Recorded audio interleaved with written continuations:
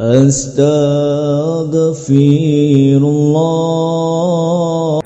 Bismillahirrahmanirrahim. Assalamualaikum warahmatullahi wabarakatuh.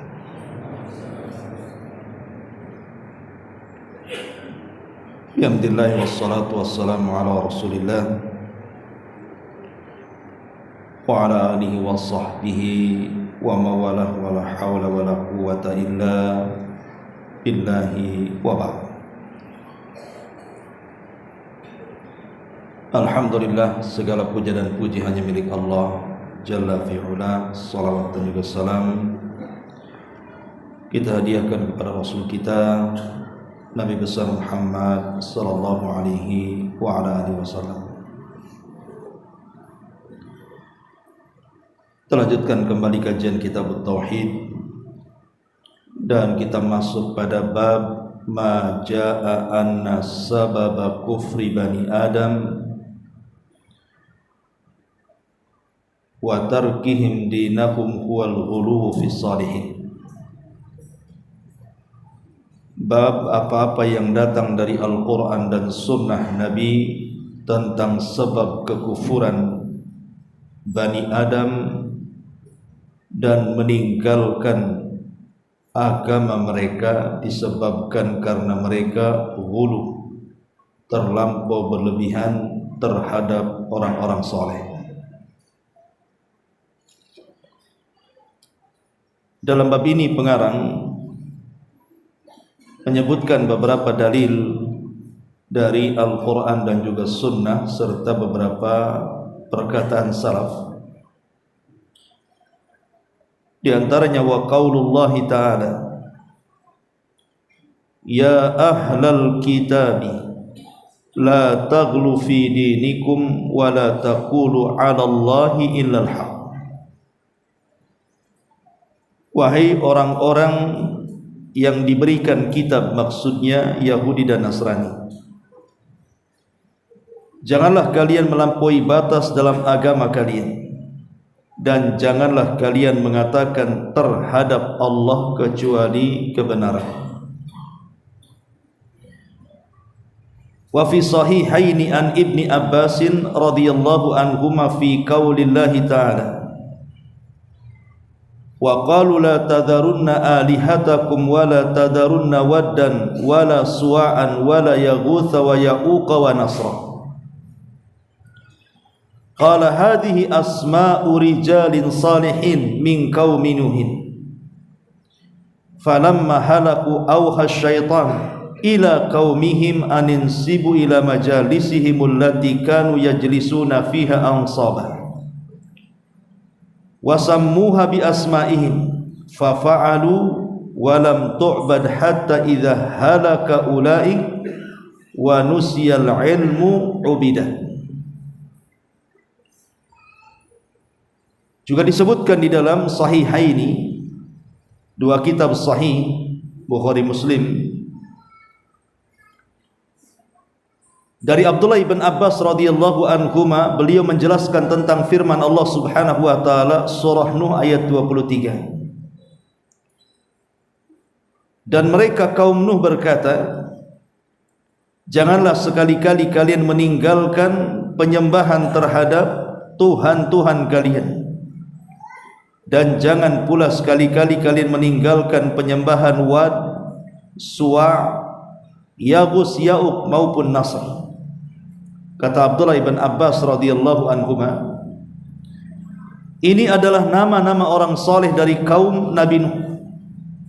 Ketika mereka meninggal dunia, setan membisikkan kepada kaum mereka agar membuat patung-patung mereka yang telah meninggal di tempat-tempat di mana di situ pernah diadakan pertemuan-pertemuan mereka. Dan mereka disuruh memberikan nama-nama patung tersebut dengan nama-nama mereka. Kemudian orang-orang tersebut menerima bisikan syaitan itu, dan saat itu patung-patung belum mereka sembah. Baru setelah para pembuat patung itu meninggal, kemudian ilmu telah dilupakan. Mulailah saat itu patung-patung disembah oleh mereka. Wa qala Ibnul Qayyim rahimahullahu taala, berkata Imam Ibnul Qayyim rahimahullahu taala, qala ghairu wahidin minas salafi, berkata bukan hanya satu ulama dari kalangan salaf, lamma matu akafu ala kuburihim thumma sawwaru tamathilahum thumma tala alaihimul amad fa'abaduhum. Kata Imam Ibnul Qayyim rahimahullahu taala dan juga para ulama salaf yang lainnya, tatkala mereka, maksudnya orang-orang saleh itu, meninggal dunia, maka mulailah kaumnya mereka beriktikaf di kuburan-kuburan mereka.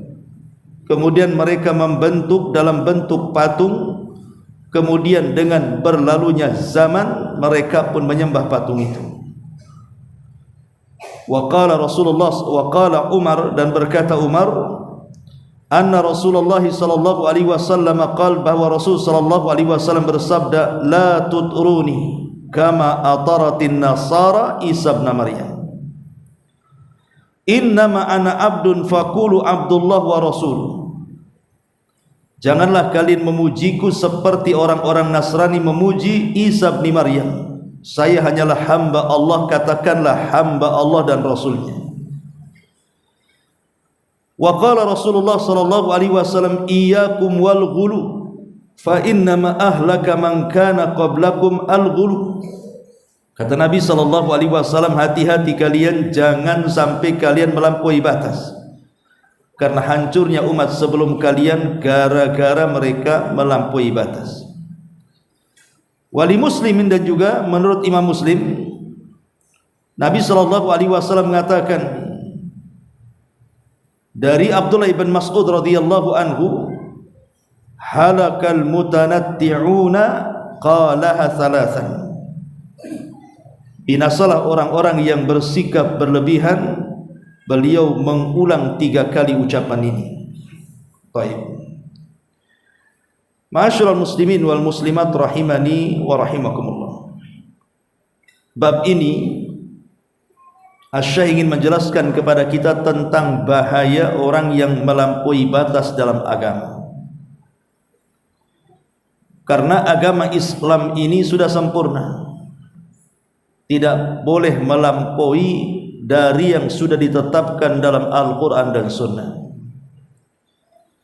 Kalau sampai seseorang kemudian melampaui dari batas-batas Quran dan Sunnah, berarti dia telah melampaui batas. Itulah yang disebut dengan ghulu, berlebih-lebihan.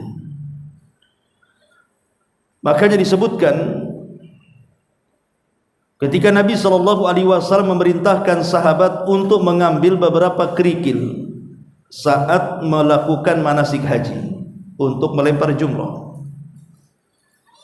maka Nabi SAW ketika itu meminta kerikil-kerikil itu kemudian diberikan 7 butir kerikil.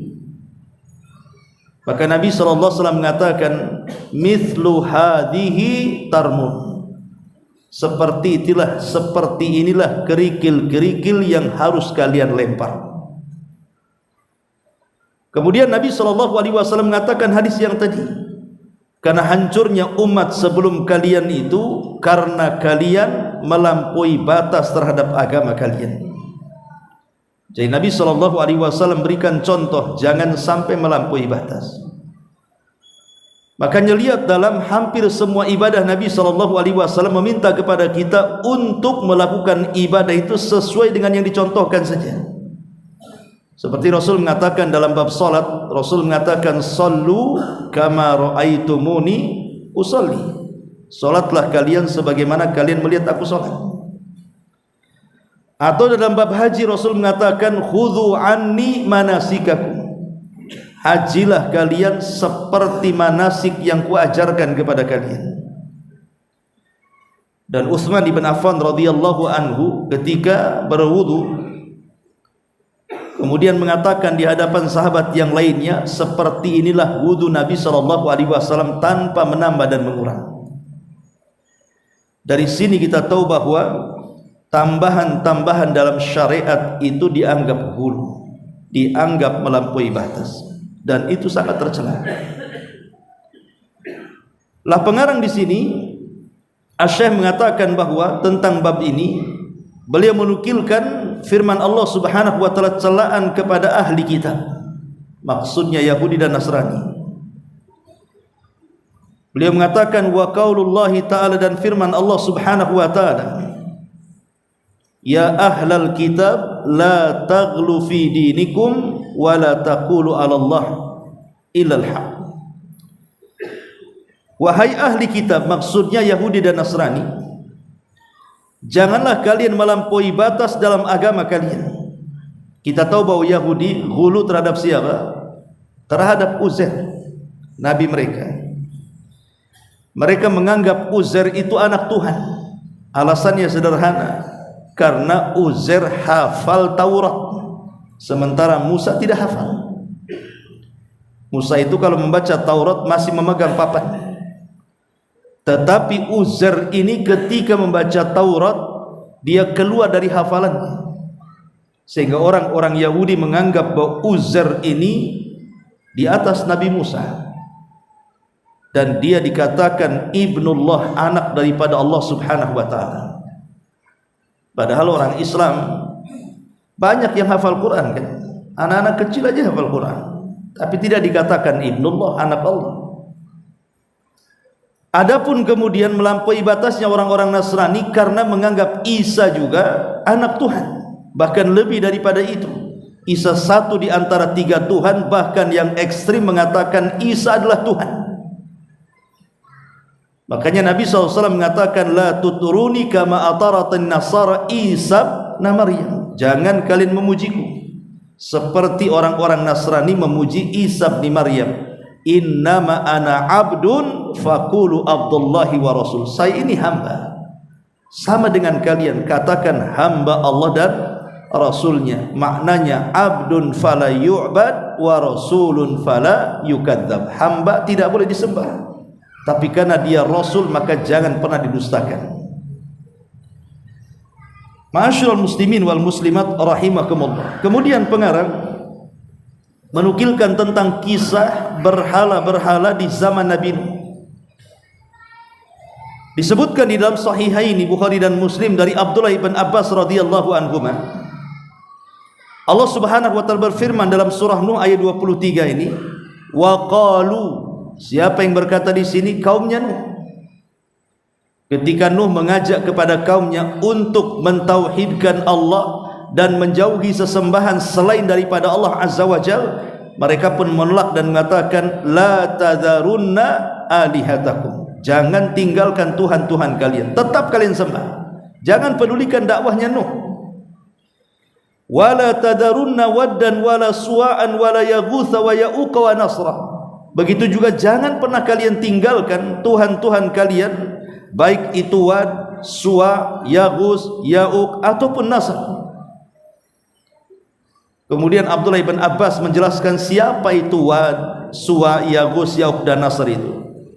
Beliau mengatakan hadhihi asma'u rijalin salihin min qaumin, jadi mereka adalah orang-orang soleh dari kaumnya. Ini satu pendapat sebenarnya. Ada yang mengatakan bahwa mereka adalah orang-orang soleh sebelum di zaman Nabi Nuh, tapi ada yang mengatakan mereka adalah kaumnya Nabi Nuh. Tatkala kemudian mereka sudah binasa, maka syaitan mewahyukan kepada kaumnya agar mereka membuat patung, kemudian diletakkan di majlis-majlis tempat berkumpul mereka, dan dibentuk persis seperti bentuk mereka. Maka ketika syaitan berhasil memberikan was-was, akhirnya mereka pun membuat berhala alias patung digambar seperti gambar mereka. Kemudian setan pun pergi. Setan tidak ngapa-ngapain, hanya menyuruh untuk membuat berhala saja, habis itu pergi. Jadi setan ini bermain dengan waktu. Lah ketika generasi pembuat patung ini meninggal dunia, kemudian datang generasi berikutnya, entah ketiga entah keempat generasi setelahnya, maka setan datang kembali. Setelah tepat waktunya setan datang, kemudian mengatakan, loh saya ini hidup di zaman moyang kalian, di zaman bapak dan kakek moyang kalian, saya tahu maksud mereka membuat berhala ini. Kemudian setan menjelaskan bahwa maksud mereka adalah untuk disembah. Makanya di sini kata Abdullah ibn Abbas radhiyallahu anhuma, dia mengatakan, fa fa'alu wa lam tu'bad hatta idza halaka ulaik wa nusyal ilm, dan telah dilupakan ilmu. Berarti ilmulah yang bisa melawan syaitan ya. Kalau sudah ilmu itu hilang, datang kejahilan, maka syaitan mudah untuk mempengaruhi. Tapi ketika ilmu itu menghujam dan menancap dalam diri kita, maka setan susah untuk mempengaruhi. Makanya di sini wanusyal ilmu, ketika ilmu sudah tidak ada, maka setan berhasil memberikan was-was. Akhirnya dengan berlalunya waktu, fa'abaduhum, mereka pun menyembahnya, atau ubidat, berhala-berhala itu disembah. Masyaallah muslimin yang dimuliakan Allah Azza wa Jalla, sedikit kita cerita tentang kisah Nabi Nuh alaihi salatu wasalam untuk mempertajam pembahasan ini. Kita tahu bahwa setelah Nabi Allah Idris alaihi salatu wasalam diangkat ke langit, tepatnya ke langit keempat, memang terjadi perselisihan pendapat apakah Idris ini wafat di langit keempat ataukah dia wafat di bumi, wallahu a'lam. Tapi yang jelas ketika Nabi Allah Idris sudah meninggal, maka dengan berlalunya zaman, sebagian mereka sudah tidak lagi berpegang dengan ajaran Idris alaihi salam. Mulailah kemudian mereka melakukan kesyirikan, melakukan penyimpangan. Karena dari zaman Adam ke Nuh itu kan 1000 tahun atau 10 abad. Tidak ada kesyirikan selama 10 abad itu. Lah baru kemudian di zaman Nabi Nuh alaihi salatu wassalam, ada orang-orang saleh sebagai pengganti Nabi Idris yang sudah meninggal dunia. Itulah yang disebutkan dalam Al-Quran tadi nama-namanya. La tadarunna waddan, wad, wala suwa'an, suwa, wala yaghutha, yaghuth, wala ya'uqa, ya'uq, wa nasra, dan juga nasr. Ini 5 orang saleh namanya. Itulah pengganti setelah Idris meninggal dunia. Lah 5 orang saleh ini satu keluarga. Tentu ayahnya adalah Wad, baru yang 4 itu putra-putranya. Ketika kemudian kekosongan tidak ada para nabi, maka orang-orang pun mereka hanya mengandalkan orang-orang saleh ini untuk belajar kepada mereka. Akhirnya ketika satu persatu meninggal, Wad meninggal dunia, ayahnya, kemudian mereka pun menjadikan teladan putra-putranya, dan setelah putra-putranya pun meninggal satu demi satu sampai ke-4 putranya meninggal dunia, maka mereka kehilangan sosok teladan. Tidak ada lagi penggantinya. Disinilah syaitan setelah 10 abad atau 1000 tahun menunggu momen yang tepat untuk menyimpangkan Bani Adam dari kesyirikan, mulai kemudian datang kepada mereka, membisikkan agar mereka membuat berhala. Buatlah berhala itu seperti berhala-berhala yang dibentuk seperti patung-patung dengan mirip wajah-wajah yang meninggal itu. Akhirnya dibentuk berhala, kemudian diletakkan di tempat majelis-majelis mereka, kononnya supaya dijadikan rangsangan ibadah. Jadi kalau melihat mereka itu terangsang lagi untuk melakukan ibadah. Kemudian setan datang lagi memberikan was-was dan mengatakan, kenapa tidak diproduksi banyak-banyak saja itu berhala itu, supaya setiap rumah itu ada berhala mereka, sehingga tidak perlu datang lagi ke tempat-tempat khusus di sini. Akhirnya diproduksi banyak-banyak. Mulailah tidak ada satupun rumah dari rumah-rumah di zaman itu kecuali ada berhala-berhala mereka ini. Lah ketika berlalunya zaman, maka iblis datang kepada mereka. Tahu enggak kalian maksud nenek buyut kalian membuat berhala ini? Mereka mengatakan tidak tahu. Maka syaitan pun atau iblis pun mengatakan, sesungguhnya mereka membuat berhala ini untuk disembah. Maka dari situlah kemudian mereka pun menyembah 5 berhala itu. Akhirnya kemudian karena masing-masing berhala itu sudah ada di rumah masing-masing mereka, maka dengan cepat kesyirikan itu menyebar. Inilah kesyirikan pertama yang terjadi di alam semesta. Sebelumnya enggak ada kesyirikan. Lah disinilah Allah Subhanahu wa taala utus Nabi Allah Nuh alaihi salatu wassalam. Nabi Nuh alaihi salatu wassalam layaknya nabi-nabi yang lainnya, sangat dicintai di waktu masa sebelum diangkat jadi nabi. Jadi Nabi Nuh itu sudah jadi panutan di tengah-tengah kaumnya, dicintai oleh kaumnya, disukai oleh kaumnya karena akhlaknya yang baik.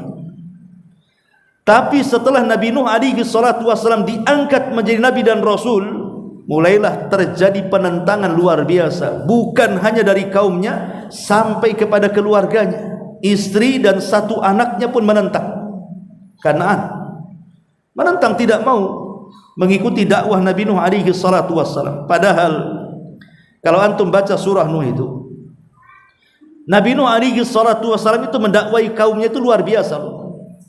Bagaimana Nuh itu menggunakan uslub, metode yang luar biasa, dari keras sampai lembut, dari sembunyi-sembunyi sampai terang-terangan, dan luar biasa kesabarannya. Siang malam dia itu berdakwah kepada kaumnya, dan itu digambarkan dalam Quran kan. Bagaimana Nuh mengatakan, inni da'autu qaumi lailan wa nahara. Aku berdakwah kepada kaumku siang malam. Mana ada sekarang seorang dai yang berdakwah siang malam, ikhwan? Enggak ada lah.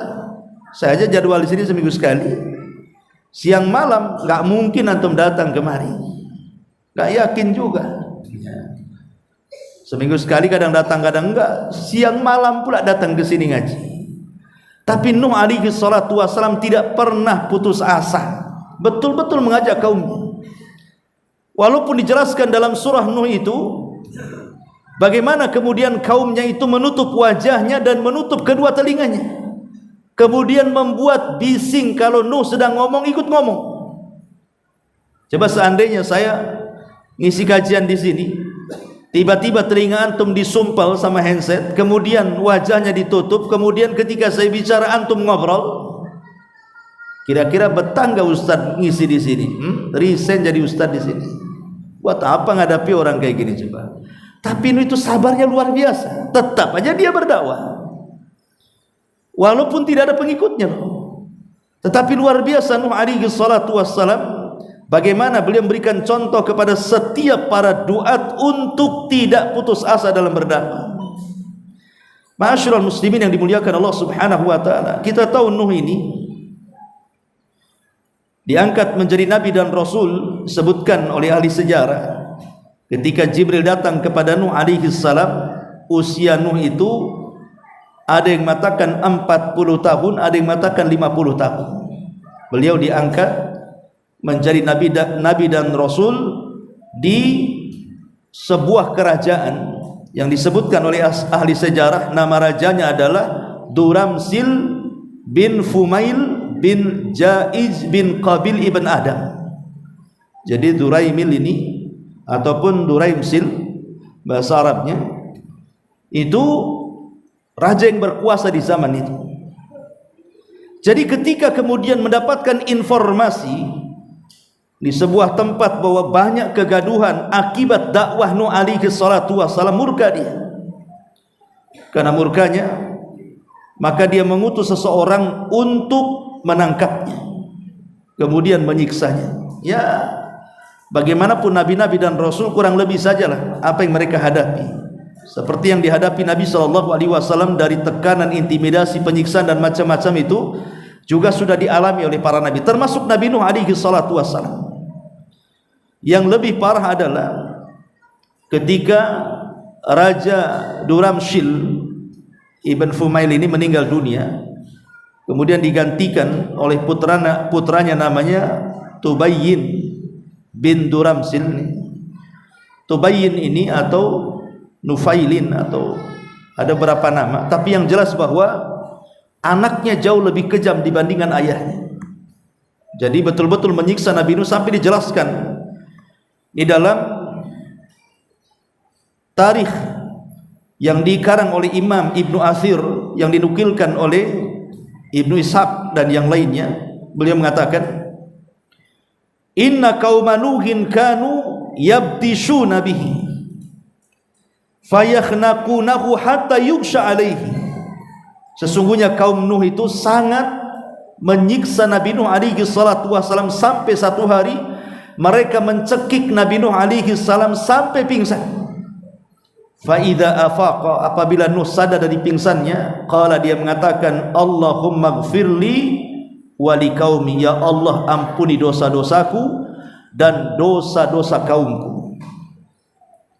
Fa innahum la ya'lamun, karena mereka tidak tahu aku ini seorang nabi. Hatta idza tamadaw fi ma'siyatihim wa 'azzamat minhumul khati'ah wa tawala alaihim wa alaihim asy-sya'nu ishtadda alaihil bala. Sampai ketika maksiat kaumnya menyebar di mana-mana dan semakin besar kesalahannya, kemudian semakin parah juga urusan kemaksiatannya, maka mulailah semakin keras permusuhannya kepada Nuh alaihi salatu wassalam. Sampai satu hari, kata beliau, Nuh ini dituduh macam-macam, bahkan pernah kemudian yadribu, dipukulnya Nuh sampai pingsan, wa yulqa fi baiti, kemudian dicampakkan ke rumahnya. Yarawna annahu qad mat, mereka menganggap Nuh sudah meninggal dunia. Fa idza afaqa, apabila Nuh kemudian tersadar, ightasala wa kharaja ilaihim yad'uhum ilallah, kemudian dia mandi, kemudian keluar lagi, kemudian mendakwahkan lagi dakwah tauhid kepada kaumnya. Tidak kapok-kapok bahasa kita ini. Padahal sudah dipukul, dicekik sampai pingsan, sampai dianggap mati gitu ya, tapi tidak pernah putus asa. Lihat bagaimana perjuangan Nuh dalam berdakwah, luar biasa. Kalau posisi ustaz seperti Nuh, ya saya katakan tadi, dia jadi ustaz lah. Apa yang juga sampai dicekik, dipukul sampai pingsan, sampai aduh jadi pengusaha saja lah. Tapi lihat bagaimana para nabi itu persis dengan yang disabdakan Rasul, asyaddul bala indallahil anbiya, bahwa yang paling berat ujiannya ketika berdakwah itu adalah para nabi. Sampai akhirnya Nuh alaihi salatu wassalam ditantang oleh kaumnya dan mengatakan sebagaimana disebutkan dalam surah Hud ayat 32. Qalu, mereka mengatakan, ya Nuh, qad jadaltana fa aktsarta jidalana fa'tina bima ta'iduna in kunta minas sadiqin. Wahai Nuh, sudah terlampau banyak perdebatan kita dengan engkau ini, maka sudah gini saja, kalau engkau seorang nabi, datangkanlah azab untuk kami ini, jika engkau memang benar seorang nabi. Tidak usah banyak ngomong, datangkan azab kepada kami. Lihat kaumnya Nuh menantang azab. Tapi lihat jawaban Nabi Nuh alaihi salatu wassalam, disebutkan juga dalam ayat selanjutnya 33 dan 34-nya surah Hud. Qala innama ya'tikum bihillah in syaa wa ma antum bimu'jizin. Hanya Allah yang akan mendatangkan azab kepada kalian jika Dia berkehendak, dan kamu tidak akan mampu melepas diri dari azab kalau azab itu menimpa kalian. Wala yanfa'ukum nushi in aradtu an ansaha lakum in kana Allahu yuridu an yughawwiyakum huwa rabbukum wa ilaihi turja'un. Dan nasihatku tidak akan bermanfaat bagi kalian sekalipun aku ingin memberikan nasihat kepada kalian. Kalau Allah hendak menyesatkan kalian, Dialah Rabbmu dan kepadanya lah kalian dikembalikan. Artinya ketika mereka menentang Nabi Nuh alaihi salatu wasallam, betul-betul Nuh berdoa kepada Allah Azza wa Jalla, turunlah azab kepada mereka. Apa azabnya? Dibuat paceklik selama 40 tahun kekeringan, tidak turun hujan. Dibuat paceklik, tidak turun hujan, ikhwan. Sampai akhirnya kemudian mereka pun mulai menyadari, tapi mereka tidak mau juga meninggalkan kesyirikan mereka. Maka Nabi Nuh alaihi salatu wassalam kemudian berusaha supaya mereka keluar dari kekeringan. Apa nasihat Nabi Nuh alaihi salatu wassalam? Dan ini digambarkan dalam surah Nuh ayat 10-12. Faqultu astaghfiru rabbakum innahu kana ghaffara yursilis samaa alaikum midrara wa yumdidkum bi amwalin wa banin wa yaj'al lakum jannatin wa yaj'al lakum anhara. Kata Nuh, Itulah sebabnya kalian ditimpa kekeringan, karena kalian tidak pernah beristighfar, bertobat kepada Allah Azza wa Jalla. Kukatakan kepada kalian, banyak-banyaklah istighfar kepada Rabb kalian, karena Dia Zat yang Maha Pengampun. Kalau kalian banyak istighfar, kata Nuh, maka Allah akan turunkan hujan dari langit dengan sangat derasnya, dan Allah akan berikan banyak keturunan dan kekayaan kepada kalian, dan Allah akan aliri sungai-sungai, dan Allah akan suburkan tanaman-tanaman kalian. Kata Abdullah ibn Abbas radhiyallahu anhuma, atau Muqatil ibn Sulaiman, seorang alim min ulama tabi'in, dia mengatakan, lihat bagaimana istighfar ini salah satu bentuk istisqa yang paling manjur. Jadi kalau terjadi kekeringan di mana-mana, kata Muqatil ibn Sulaiman, maka istighfar itu adalah obat manjur menghilangkan kekeringan. Karena Nabi SAW yang mengatakan, man lazimal istighfar ja'alallahu min kulli dhikin makhraja wa min kulli hammin faraja wa razaqahu Allahu min haitsu la yahtasib. Siapa yang melazimkan istighfar, Allah akan jadikan dalam setiap kesempitannya keluasan, dalam setiap kegundahannya kegembiraan, dan Allah akan berikan rizki dari arah yang dia tidak menyangkanya. Ma'asyiral muslimin yang dimuliakan Allah Subhanahu wa taala, akhirnya kaumnya Nuh juga mereka tidak sadar, tidak mau juga bertobat kepada Allah Subhanahu wa taala. Yang lebih parah lagi, mereka justru orang-orang tua mereka berwasiat kepada anak-anak mereka, jika mereka meninggal maka permusuhan ayahnya diwariskan kepada anaknya. Subhanallah, sampai seperti itu. Jadi permusuhan ayah-ayah mereka kepada Nuh itu diwariskan kepada anak-anaknya. Anak-anaknya dilarang untuk mendekati Nuh, tetapi diperintahkan untuk memusuhi Nuh alaihi salatu wassalam. Maka semakin dahsyat permusuhan orang-orang ini, sampai ketika kemudian mereka sudah mulai menyakiti Nabi Nuh sampai ke tingkat mau membunuh. Maka Nabi Nuh alaihi salatu wassalam pun berdoa kepada Allah Subhanahu wa taala, fada'a rabbahu inni maghlubun fantasir. Maka Nuh pun berdoa kepada Rabbnya, ya Allah, aku hampir dikalahkan oleh kaumku, maka tolong aku. Ma'asyiral muslimin yang dimuliakan Allah Subhanahu wa taala, akhirnya kemudian Nuh pun berusaha kembali untuk mendakwahkan kaumnya, menjelaskan kebatilan Tuhan-Tuhannya. Dari sinilah maka kaumnya tetap kekeh menyembah Wad, Suwa, Yagus, Ya'uq, Nasr dan begitu seterusnya. Maka Nuh mengatakan, ya Rabb, la tadar alal ardi minal kafirina dayyara. Kalau begitu ya Rabb, aku tidak bisa menyadarkan mereka, sebaiknya kau lenyapkan saja mereka. Jangan kau tinggalkan satu jiwa hidup di permukaan bumi. Subhanallah, setiap para nabi itu kan punya doa yang mustajab, ya kawan. Setiap para nabi itu punya doa yang mustajab. Likullin nabi da'watun mustajab. Setiap nabi itu ada doa yang mustajab. Kata Rasul, semua para nabi sudah dikeluarkan doa-doa itu, kecuali aku, kata Rasul. Aku sembunyikan doa itu karena aku akan jadikan doa itu sebagai syafaat kelak bagi umatku pada hari kiamat. Lah salah satu doa pamungkas Nabi Nuh di sini adalah dengan mendoakan kehancuran kepada kaum, karena mereka tidak mau meninggalkan berhala mereka, tidak mau meninggalkan kesyirikan mereka. Maka Allah mengatakan, wasna'il fulka bi'ayunina wa wahyina wa la tukhatibni fil ladina zalamu innahum maghrukun. Kata Allah Subhanahu wa taala, kalau begitu wahai Nuh, buatlah perahu. Dalam kisah Israiliyat, ya tentu kisah Israiliyat ini kan pelezat saja, tidak perlu dibenarkan, tidak perlu didustakan. Jadi Nabi Nuh alaihi salatu wasallam sebelum membuat perahu itu, beliau menanam pohon selama 100 tahun. Menanam dari biji itu sampai besar selama 100 tahun. Kemudian 100 tahun setelahnya menebang dan menyerutnya, dijadikan papan-papan. Setelah 200 tahun kemudian Nuh pun mulai merangkai pakai perahu itu selama 40 tahun. Jadi mulai dari menanam sampai jadi perahu itu 240 tahun. Jadilah itu perahu itu. Ya.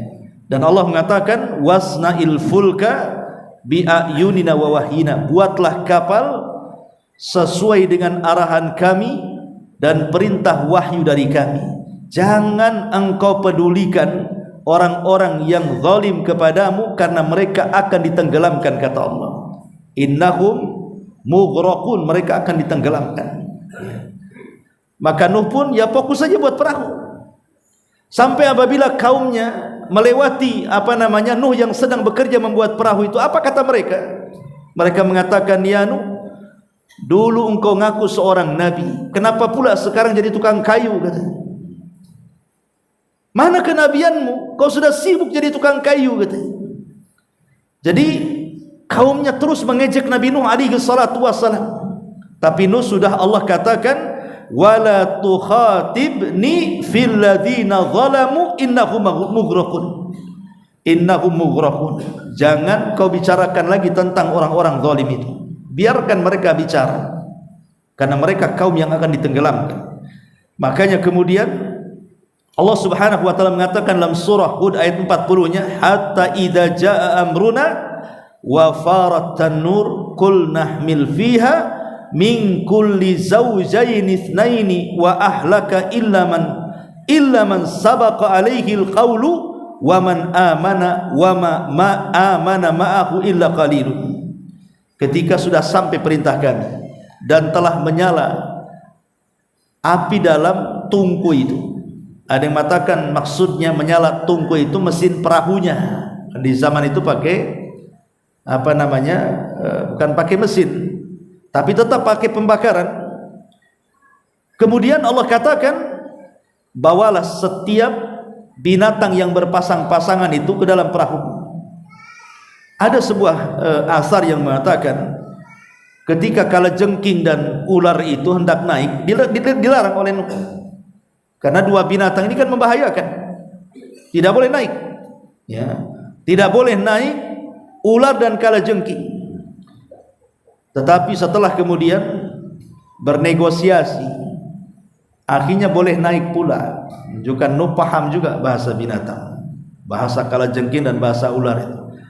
Jadi mereka berjanji tidak akan menyakiti binatang yang lainnya, makanya Nuh memberi izin untuk naik.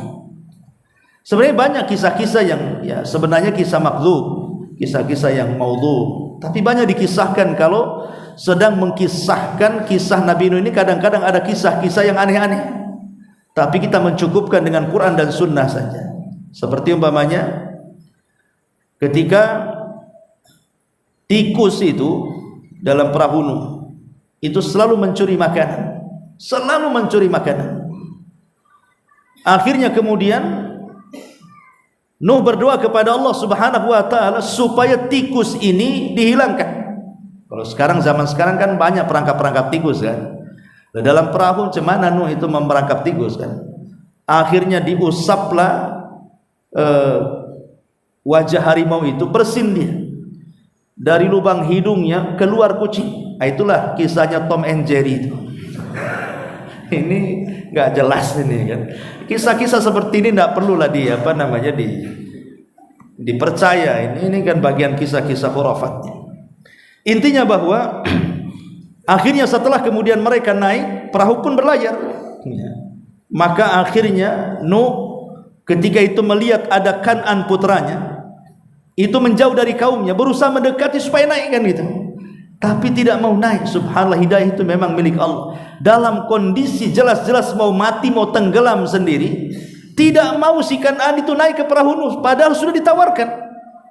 Kalau bukan karena hidayah Allah, tentu tidak bisa orang itu memegang keyakinannya sampai lebih baik mati dibandingkan selamat. Bayangkan si Kan'an ini, bahkan dia melawan dan mengatakan, sa'awi ila jabalin ya'simuni minal ma. Pasti aku selamat, tidak mungkin tenggelam. Aku akan naik ke gunung yang paling tinggi. Nuh sudah memberikan jangan hari ini tidak ada yang selamat, tapi kekeh juga dia naik. Akhirnya ketika sungai sudah lebih tinggi dibandingkan gunung, maka Allah mengatakan, sebaiknya kau tinggalkan dia, bukan keluargamu lagi, karena dia bukan orang baik. Maka kemudian pun meninggalkan anak dan istrinya tenggelam dan dua-duanya kafir dan Allah masukkan ke dalam neraka. Wallahu a'lam sudah azan. Insyaallah kita lanjutkan kita. Subhanallah bihamdika asyhadu an la ilaha illa anta astaghfiruka wa atubu ilaik. Allahu ta'ala alam. Assalamualaikum warahmatullahi